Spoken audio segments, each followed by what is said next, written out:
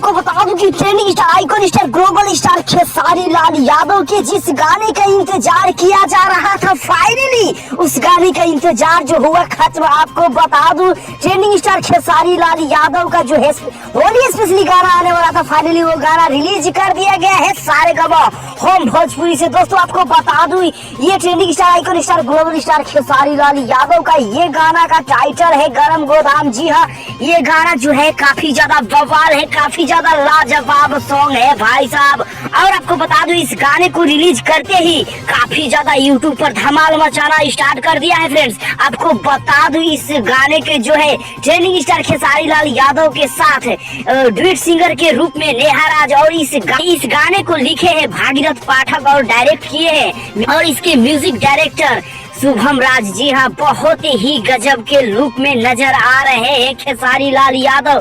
कमाल लाजवाब इस सॉन्ग को बनाया गया है।